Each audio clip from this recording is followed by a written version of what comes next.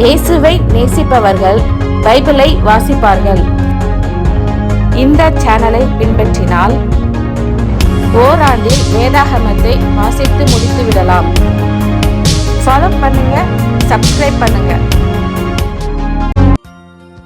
சாலமோனின் உன்னத பாட்டு. முதலாம் அதிகாரம். சாலமோன் பாடின உன்னத பாட்டு. அவர் தமது வாயின் முத்தங்களால் என்னை முத்தமிடுவாராக. உமது நேசம் திராட்சை ரசத்தை பார்க்கிலும் இன்பமானது. உமது பரிமள தைலங்கள் இன்பமான வாசனை உள்ளவைகள். உமது நாமம் ஊற்றுண்ட பரிமள தைலமாயிருக்கிறது. ஆகையால் கன்னியர்கள் உம்மை நேசிக்கிறார்கள். என்னை இழுத்துக் கொள்ளும், உமக்கு பின்னே ஓடி வருவோம். ராஜா என்னை தமது அறைகளில் அழைத்துக் கொண்டு வந்தார். நாங்கள் உமக்குள் களி கூர்ந்து மகிழுவோம்.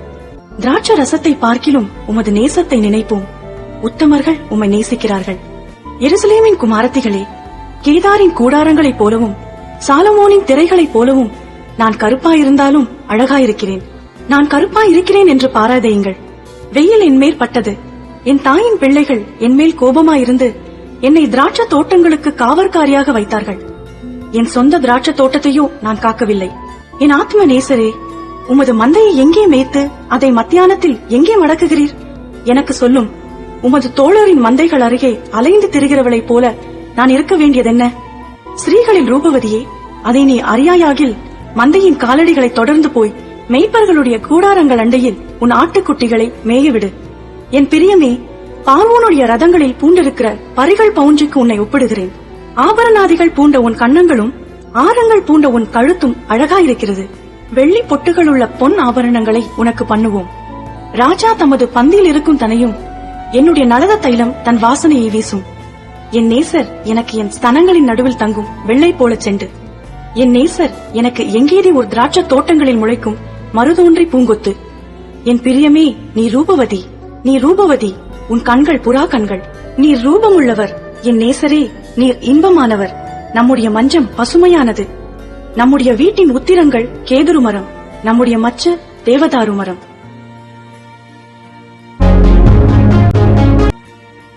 உன்னத பாட்டு. இரண்டாம் அதிகாரம். நான் சாரோனின் ரோஜாவும் பள்ளத்தாக்குகளின் லீலி புஷ்பமுமாயிருக்கிறேன். முள்ளுகளுக்குள்ளே லீலி புஷ்பம் எப்படி இருக்கிறதோ அப்படியே குமாரத்திகளுக்குள்ளே எனக்கு பிரியமானவளும் இருக்கிறாள். காட்டு மரங்களுக்குள்ளே கிச்சிலி மரம் எப்படி இருக்கிறதோ அப்படியே குமாரருக்குள்ளே என் நேசர் இருக்கிறார். அதன் நிழலிலே வாஞ்சியாய் உட்காருகிறேன். அதன் கனி என் வாய்க்கு மதுரமாயிருக்கிறது. என்னை விருந்து சாலைக்கு அழைத்துக் கொண்டு போனார். என்மேல் பறந்த அவருடைய கொடி நேசமே. திராட்சை ரசத்தால் என்னை தேற்றுங்கள். கிச்சிலி பழங்களால் என்னை ஆற்றுங்கள். நேசத்தால் சோகமடைந்திருக்கிறேன். அவர் இடது கை என் தலையின் கீழ் இருக்கிறது. அவர் வலது கை என்னை அணைத்துக் கொள்ளுகிறது. எருசலேமின் குமாரத்திகளே, எனக்கு பிரியமானவளுக்கு மனதாகும் மட்டும் நீங்கள் அவளை விழிக்க பண்ணாமலும் எழுப்பாமலும் இருக்கும்படி வெளிமான்கள் மேலும் வெளியின் மறைகள் மேலும் உங்களை ஆணையிடுகிறேன். இது என் நேசருடைய சத்தம். இதோ அவர் மலைகள் மேல் குதித்தும் மேடுகள் மேல் துள்ளியும் வருகிறார். என் நேசர் வெளிமானுக்கும் மறைக்குட்டிக்கும் ஒப்பாயிருக்கிறார்.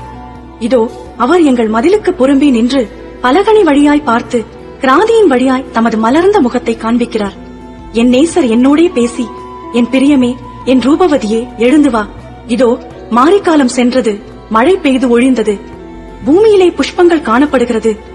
குருவிகள் பாடும் காலம் வந்தது. காட்டுப்புறாவின் சத்தம் நமது தேசத்தில் கேட்கப்படுகிறது.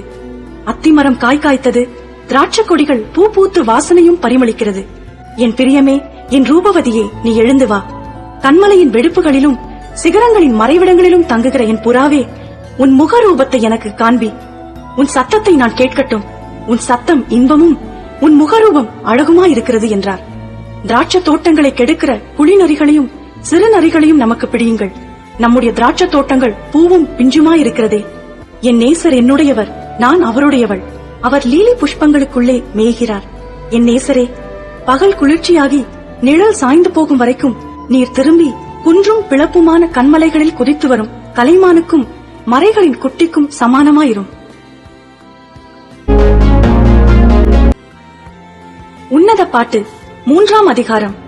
ராக்காலங்களில் என் படுக்கையிலே என் ஆத்தும நேசரை தேடினேன். தேடியும் நான் அவரை காணவில்லை.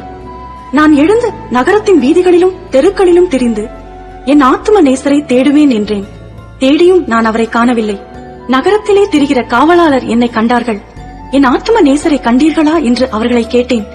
நான் அவர்களை விட்டு கொஞ்ச தூரம் கடந்து போனவுடனே என் ஆத்ம நேசரை கண்டேன். அவரை நான் என் தாயின் வீட்டிலும் என்னை பெற்றவளின் அறையிலும் கொண்டு வந்து விடுமட்டும் விடாமல் பற்றிக் கொண்டேன். எருசலேமின் குமாரத்திகளே, எனக்கு பிரியமானவளுக்கு மனதாகும் மட்டும் நீங்கள் அவளை விழிக்க பண்ணாமலும் எழுப்பாமலும் இருக்கும்படி வெளிமான்கள் மேலும் வெளியின் மறைகள் மேலும் உங்களை ஆணையிடுகிறேன். வெள்ளை போலத்தினாலும் சாம்பிராணியினாலும் வர்த்தகருடைய சகலவித கந்த பொடியினாலும் உண்டாகிய வாசனையை வீசி தூப ஸ்தம்பங்களைப் போல் வனாந்தரத்திலிருந்து வருகிற இவர் யார்? இதோ சாலமோனுடைய மஞ்சம். இஸ்ரவேலின் சௌரியவான்களில் 60 சௌரியவான்கள் அதை சுற்றி நிற்கிறார்கள். இவர்கள் எல்லாரும் பட்டயம் பிடித்து யுத்தத்துக்கு பழகினவர்களாய் இருக்கிறார்கள். ராக்கால பயத்து நிமித்தம் அவனவனுடைய பட்டயம் அவனவன் அறையில் இருக்கிறது. சாலமோன் ராஜா தனக்கு லீபனோனின் மரத்தினால் ஒரு ரதத்தை பண்ணுவித்தார்.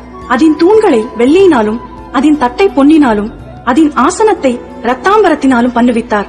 அதன் உட்புறத்திலே எருசலேமின் குமாரத்திகளின் நிமித்தம் நேசம் என்னும் சமுக்காளம் விரித்திருந்தது. சீயோன் குமாரத்திகளே, நீங்கள் புறப்பட்டு போய் ராஜாவாகிய சாலமோனின் கல்யாண நாளிலும் மனமகிழ்ச்சியின் நாளிலும் அவருடைய தாயார் அவருக்கு சூட்டின முடியோடு இருக்கிற அவரை பாருங்கள். உன்னத பாட்டு 4ஆம் அதிகாரம். நீ ரூபவதி, என் பிரியமே, நீ ரூபவதி. உன் முக்காட்டின் நடுவே உன் கண்கள் புறா கண்களாயிருக்கிறது. உன் கூந்தல் கீலேயாத் மலையில் தழைமேயும் வெள்ளாட்டு மந்தையைப் போல் இருக்கிறது. உன் பற்கள் மயிர் கத்தரிக்கப்பட்ட பின் குளிப்பாட்டப்பட்டு கரையேறுகிறவைகளும் ஒன்றாகிலும் மலடாயிராமல் எல்லாம் இரட்டை குட்டி ஈன்றவைகளுமான ஆட்டு மந்தையைப் போல் இருக்கிறது. உன் உதடுகள் சிவப்பு நூலுக்கு சமானமும் உன் வாக்கு இன்பமுமாயிருக்கிறது. உன் முக்காட்டின் நடுவே உன் கன்னங்கள் வெடித்த மாதுளம் பழம் போல் இருக்கிறது. உன் கழுத்து பராக்கிரமசாலிகளின் கேடகங்களாகிய 1000 பரிசைகள் தூக்கி இருக்கிற ஆயுதசாலையாக்கப்பட்ட தாவீதின் கோபுரம் போல் இருக்கிறது. உன் 2 ஸ்தனங்களும் லீலி புஷ்பங்களில் மேயும் வெளிமானின் இரட்டை குட்டிகளுக்கு சமானம். பகல் குளிர்ச்சியாகி நிழல் சாய்ந்து போகும் வரைக்கும் நான் வெள்ளை போல மலையிலும் சாம்பிராணி மலையிலும் போயிருப்பேன். என் பிரியமே, நீ பூரண ரூபவதி, உன்னில் பழுதொன்றும் இல்லை. லீபனோனிலிருந்து என்னோடே வா, என் மனவாளியே, லீபனோனிலிருந்து என்னோடே வா. அமனாவின் கொடுமுடியிலிருந்தும் சேனீர் எர்மோனின் கொடுமுடியிலிருந்தும் சிங்கங்களின் தாபரங்களிலிருந்தும் சிவிங்கிகளின் மலைகளிலிருந்தும் கீழே பார். என் இருதயத்தை கவர்ந்து கொண்டாய். என் சகோதரியே, என் மணவாளியே, உன் கண்களில் ஒன்றினாலும் உன் கழுத்தில் உள்ள ஒரு சரப்பணியினாலும் என் இருதயத்தை கவர்ந்து கொண்டாய். உன் நேசம் எவ்வளவு இன்பமாயிருக்கிறது. என் சகோதரியே, என் மணவாளியே, திராட்ச ரசத்தை பார்க்கிலும் உன் நேசம் எவ்வளவு மதுரமாயிருக்கிறது. சகல கந்த வர்க்கங்களை பார்க்கிலும் உன் பரிமள தைலங்கள் எவ்வளவு வாசனையாயிருக்கிறது. என் மணவாளியே, உன் உதடுகளிலிருந்து தேன் ஒழுகுகிறது. உன் நாவின் கீழ் தேனும் பாலும் இருக்கிறது. உன் வஸ்திரங்களின் வாசனை லீபனோனின் வாசனை கொப்பாயிருக்கிறது. என் சகோதரியே, என் மணவாளியே, நீ அடைக்கப்பட்ட தோட்டமும் மறைவு கட்டப்பட்ட நீரூற்றும் முத்திரிக்கப்பட்ட கிணறுமாயிருக்கிறாய். உன் தோட்டம் மாதளஞ்செடிகளும் அருமையான கனிமரங்களும் மருதோன்றி செடிகளும் நளத செடிகளும் நளதமும் குங்குமமும் வசம்பும் லவங்கமும் சகலவித தூபவர்க்க மரங்களும் வெள்ளை போல செடிகளும் சந்தன விருட்சங்களும் சகலவித கந்தவர்க்க செடிகளும் உள்ள சிங்கார வனமாயிருக்கிறது. தோட்டங்களுக்கு நீரூற்றும் ஜீவ தண்ணீரின் துறவும் லீபனோனிலிருந்து ஓடிவரும் வாய்க்கால்களும் உண்டாயிருக்கிறது. வாடையே எழும்பு, தென்றலே வா, கந்த பிசின்கள் வடிய என் தோட்டத்தில் வீசு. என் நேசர் தம்முடைய தோட்டத்துக்கு வந்து தமது அருமையான கனிகளை புசிப்பாராக. உன்னத பாட்டு 5ஆம் அதிகாரம்.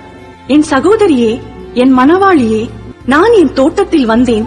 என் வெள்ளை போலத்தையும் என் கந்த வர்க்கங்களையும் சேர்த்தேன். என் தேன் கூட்டை என் தேனோடு புசித்தேன். என் திராட்ச ரசத்தை என் பாலோடும் குடித்தேன். சிநேகிதரே, புசியுங்கள். பிரியமானவர்களே, குடியுங்கள், பூர்த்தியாய் குடியுங்கள். நான் நித்திரை பண்ணினேன், என் இதயமோ விழித்திருந்தது. கதவை தட்டுகிற என் நேசரின் சத்தத்தை கேட்டேன். என் சகோதரியே, என் பிரியமே, என் புறாவே, என் உத்தமியே, கதவை திற. என் தலை பனியினாலும் என் தலைமயிர் இரவில் பெய்யும் தூரனினாலும் நனைந்திருக்கிறது என்றார். என் வஸ்திரத்தை கழற்றி போட்டேன். நான் எப்படி அதை திரும்பவும் உடுப்பேன்? என் பாதங்களை கழுவினேன். நான் எப்படி அவைகளை திரும்பவும் அழுக்காக்குவேன் என்றேன். என் நேசர் தமது கையை கதவு துவாரத்தின் வழியாய் நீட்டினார். அப்பொழுது என் உள்ளம் அவர் நிமித்தம் பொங்கினது. என் நேசருக்கு கதவை திறக்க நான் எழுந்தேன். பூட்டின கைப்பிடிகள் மேல் என் கைகளிலிருந்து வெள்ளை போளமும் என் விரல்களிலிருந்து வாசனையுள்ள வெள்ளை போளமும் வடிந்தது. என் நேசருக்கு கதவை திறந்தேன். என் நேசரோ இல்லை, போய்விட்டார். அவர் சொன்ன வார்த்தையால் என் ஆத்துமா சோர்ந்து போயிற்று. அவரை தேடினேன், அவரை காணவில்லை. அவரை கூப்பிட்டேன், அவர் எனக்கு மறு உத்தரவு கொடுக்கவில்லை. நகரத்தில் திரிகிற காவலாளர் என்னை கண்டு என்னை அடித்து என்னை காயப்படுத்தினார்கள். அலங்கத்தின் காவற்காரர் என் மேலிருந்த என் போர்வையை எடுத்துக் கொண்டார்கள். எருசலேமின் குமாரத்திகளே, என் நேசரை கண்டீர்களானால் நான் நேசத்தால் சோகமடைந்திருக்கிறேன் என்று அவருக்கு சொல்லும்படி உங்களை ஆணையிடுகிறேன். ஸ்திரீகளுக்குள் ரூபவதியே, மற்ற நேசரை பார்க்கிலும் உன் நேசர் எதினால் விசேஷித்தவர்? நீ இப்படி எங்களை ஆணையிட மற்ற நேசரை பார்க்கிலும் உன் நேசர் எதினால் விசேஷித்தவர்? என் நேசர் வெண்மையும் சிவப்புமானவர், 10,000 பேர்களில் சிறந்தவர். அவர் தலை தங்கமயமாயிருக்கிறது. அவர் தலைமயிர் சுருள் சுருளாயும் காகத்தை போல் கருமையாயும் இருக்கிறது. அவருடைய கண்கள் தண்ணீர் நிறைந்த நதிகளின் ஓரமாய் தங்கும் புறா கண்களுக்கு ஒப்பானவைகளும் பாலில் கழுவப்பட்டவைகளும் நேர்த்தியாய் பதிக்கப்பட்டவைகளுமாயிருக்கிறது. அவர் கன்னங்கள் கந்தவர்க்க பாத்திகளைப் போலவும் வாசனை உள்ள புஷ்பங்களைப் போலவும் இருக்கிறது. அவர் உதடுகள் லீலி புஷ்பங்களைப் போன்றது. வாசனையுள்ள வெள்ளை போலம் அதிலிருந்து வடிகிறது.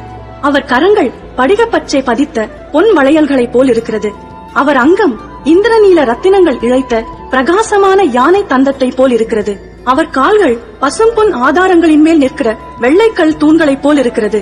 அவர் ரூபம் லீபனோனைப் போலவும் கேதுருக்களைப் போலவும் சிறப்பாயிருக்கிறது. அவர் வாய் மிகவும் மதுரமாயிருக்கிறது. அவர் முற்றிலும் அழகுள்ளவர். இவரே என் நேசர். எருசலேமின் குமாரத்திகளே, இவரே என் சிநேகிதர். உன்னத பாட்டு 6ஆம் அதிகாரம். உன் நேசர் எங்கே போனார்? ஸ்திரீகளில் ரூபவதியே, உன் நேசர் எவ்விடம் போய்விட்டார்? உன்னோடே கூட நாங்களும் அவரை தேடுவோம். தோட்டங்களில் மேயவும் லீலி புஷ்பங்களை கொய்யவும் என் நேசர் தமது தோட்டத்துக்கும் கந்தவர்க்க பாத்திகளுக்கும் போனார். நான் என் நேசருடையவள், என் நேசர் என்னுடையவர். அவர் லீலி புஷ்பங்களுக்குள்ளே மேய்கிறார். என் பிரியமே, நீ திர்சாவைப் போல் சௌந்தரியமும் எருசலேமைப் போல் வடிவமும் கொடிகள் பறக்கும் படையைப் போல் கெடியுமானவள். உன் கண்களை என்னை விட்டு திருப்பு, அவைகள் என்னை வென்றது. உன் அழகவாரம் கீலேயாத் மலையிலே தழைமேயும் வெள்ளாட்டு மந்தையைப் போல் இருக்கிறது. உன் பற்கள் குளிப்பாட்டப்பட்டு கரையேறுகிறவைகளும் ஒன்றானாலும் மலடாயிராமல் இரட்டை குட்டி ஈன்றவைகளுமான ஆட்டு மந்தையைப் போல் இருக்கிறது. உன் முக்காட்டின் நடுவே உன் கன்னங்கள் வெடித்த மாதளம் பழம் போல் இருக்கிறது. ராஜஸ்திரீகள் 60 பேரும் மறுமனை ஆட்டிகள் 80 பேரும் உண்டு. கன்னியருக்கு தொகையில்லை. என் புறாவோ என் உத்தமியோ ஒருத்தியே. அவள் தன் தாய்க்கு ஒரே பிள்ளை. அவள் தன்னை பெற்றவளுக்கு அருமையானவள். குமாரத்திகள் அவளை கண்டு அவளை வாழ்த்தினார்கள். ராஜஸ்திரீகளும் மறுமனை ஆட்டிகளும் அவளை போற்றினார்கள். சந்திரனைப் போல் அழகும் சூரியனைப் போல் பிரகாசமும் கொடிகள் பறக்கும் படையைப் போல் கெடியும் உள்ளவளாய் அருணோதயம் போல் உதிக்கிற இவள் யார்? பள்ளத்தாக்கிலே பழுத்த கனிகளை பார்க்கவும் திராட்சை செடிகள் துளிர்விட்டு மாதுளஞ்செடிகள் பூத்ததா என்று அறியவும் பாதுமை தோட்டத்துக்கு போனேன். நினையாததுக்கு முன்னே என் ஆத்துமா என்னை அமினதாவின் ரதங்களுக்கு ஒப்பாக்கிற்று. திரும்பி வா, திரும்பி வா சூலமித்தியே, நாங்கள் உன்னை பார்க்கும்படிக்கு திரும்பி வா, திரும்பி வா. சூலமித்தியில் நீங்கள் என்னத்தை பார்க்கிறீர்கள்? அவள் 2 சேனையின் கூட்டத்துக்கு சமானமானவள். உன்னத பாட்டு 7ஆம் அதிகாரம். ராஜகுமாரத்தியே, பாதரட்சைகளிட்ட உன் பாதங்கள் மிகவும் அழகாயிருக்கிறது. உன் இடுப்பின் வடிவு விசித்திர தொழிற்காரரின் வேலையாகிய பூஷணம் போல் இருக்கிறது. உன் நாபி திராட்சரசம் நிறைந்த வட்ட கலசம் போல் இருக்கிறது. உன் வயிறு லீலி புஷ்பங்கள் சூழ்ந்த கோதுமை அம்பாரம் போல் இருக்கிறது. உன் 2 ஸ்தனங்களும் வெளிமானின் இரட்டை குட்டிகளுக்கு சமானமாயிருக்கிறது. உன் கழுத்து யானை தந்தத்தினால் செய்த கோபுரத்தைப் போலவும், உன் கண்கள் எஸ்போனிலே பத்ரபீம் வாசல் அண்டையில் இருக்கும் குளங்களைப் போலவும், உன் மூக்கு தமஸ்குவின் திசையை நோக்கும் லீபனோனின் கோபுரத்தைப் போலவும் இருக்கிறது. உன் சிரசு கர்மேல் மலையைப் போல் இருக்கிறது. உன் தலைமயிர் இரத்தாம்பரமயமாயிருக்கிறது. ராஜா நடைக்காவனங்களில் மயங்கி நிற்கிறார். மனமகிழ்ச்சியை உண்டாக்கும் என் பிரியமே, நீ எவ்வளவு ரூபவதி, நீ எவ்வளவு இன்பம் உள்ளவள். உன் உயரம் பனைமரத் தொழுங்கு போலவும் உன் ஸ்தனங்கள் திராட்சை குலைகள் போலவும் இருக்கிறது. நான் பனைமரத்தில் ஏறி அதன் மடல்களை பிடிப்பேன் என்றேன். இப்பொழுதும் உன் ஸ்தனங்கள் திராட்சை குலைகள் போலவும் உன் மூக்கின் வாசனை கிச்சிலி பழங்கள் போலவும் இருக்கிறது. உன் தொண்டை என் நேசர் குடிக்கையில் மெதுவாய் இறங்குகிறதும் உறங்குகிறவர்களின் உதடுகளை பேச பண்ணுகிறதுமான நல்ல திராட்சை ரசத்தை போல் இருக்கிறது. நான் என் நேசருடையவள், அவர் பிரியம் என் மேல் இருக்கிறது. வாரும் என் நேசரே, வயல்வெளியில் போய் கிராமங்களில் தங்குவோம். அதிகாலையிலே திராட்சை தோட்டங்களுக்கு போவோம். திராட்சை கொடி துளிர்த்து அதன் பூ மலர்ந்ததோ என்றும் மாதுளஞ்செடிகள் பூ பூத்ததோ என்றும் பார்ப்போம். அங்கே என் நேசத்தின் உச்சிதங்களை உமக்கு தருவேன். தூதாயும் பழம் வாசனை வீசும் நமது வாசல்கள் அண்டையிலே புதியவைகளும் பழையவைகளுமான சகலவித அருமையான கனிகளும் உண்டு. என் நேசரே, அவைகளை உமக்கு வைத்திருக்கிறேன். உன்னத பாட்டு 8ஆம் அதிகாரம். ஆ, நீர் என் தாயின் பால் குடித்த என் சகோதரனை போல் இருந்தீரானால் நான் உம்மை வெளியிலே சந்தித்து முத்தமிடுவேன். என்னை நிந்திக்கவும் மாட்டார்கள். நான் உம்மை கூட்டிக் கொண்டு என் தாயின் வீட்டுக்கு அழைத்துக் கொண்டு போவேன். நீர் என்னை போதிப்பீர். கந்த வர்க்கமிட்ட திராட்சை ரசத்தையும் என் மாதுளப்பழ ரசத்தையும் உமக்கு குடிக்க கொடுப்பேன். அவர் இடது கை என் தலையின் கீழ் இருக்கும். அவர் வலது கை என்னை அணைக்கும். எருசலேமின் குமாரத்திகளே, எனக்கு பிரியமானவளுக்கு மனதாகும் மட்டும் நீங்கள் அவளை விழிக்க பண்ணாமலும் எழுப்பாமலும் இருக்க உங்களை ஆணையிடுகிறேன். தன் நேசர் மேல் சார்ந்து கொண்டு வனாந்தரத்திலிருந்து வருகிற இவள் யார்? கிச்சிலி மரத்தின் கீழ் உம்மை எழுப்பினேன். அங்கே உமது தாய் உம்மை பெற்றாள். அங்கே உம்மை பெற்றவள் வேதனைப்பட்டு உம்மை பெற்றாள். நீர் என்னை உமது இருதயத்தின் மேல் முத்திரையைப் போலவும் உமது புயத்தின் மேல் முத்திரையைப் போலவும் வைத்துக் கொள்ளும். நேசம் மரணத்தைப் போல் வலிது. நேச வைராக்கியம் பாதாளத்தைப் போல் கொடிதாயிருக்கிறது. அதன் தழல் அக்னி தழலும் அதன் ஜுவாலை கடும் ஜுவாலையுமாயிருக்கிறது. திரளான தண்ணீர்கள் நேசத்தை அவிக்க மாட்டாது. வெள்ளங்களும் அதை தணிக்க மாட்டாது. ஒருவன் தன் வீட்டில் உள்ள ஆஸ்திகளை எல்லாம் நேசத்துக்காக கொடுத்தாலும் அது முற்றிலும் அசட்டை பண்ணப்படும். நமக்கு ஒரு சிறிய சகோதரி உண்டு. அவளுக்கு ஸ்தனங்கள் இல்லை. நம்முடைய சகோதரியை கேட்கும் நாளில் அவளுக்காக நாம் என்ன செய்வோம்? அவள் ஒரு மதிலானால் அதன் மேல் வெள்ளிக் கோட்டையை கட்டுவோம். அவள் கதவானால் கேதுரு பலகைகளை அதற்கு இணைப்போம். நான் மதில்தான், என் ஸ்தனங்கள் கோபுரங்கள். அவருடைய கண்களில் கடாட்சியம் பெறலானேன். பாகால் ஆமோனிலே சாலமோனுக்கு ஒரு திராட்சை தோட்டம் உண்டாயிருந்தது.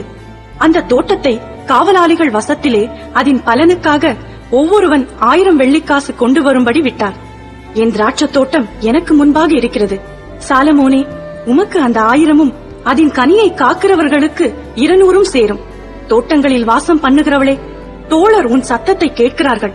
நானும் அதை கேட்கட்டும். என் நேசரே, தீவிரியும் கந்த வர்க்கங்களின் மலைகள் மேலுள்ள வெளிமானுக்கும் மறைகளின் குட்டிக்கும் சமானமாயிரும்.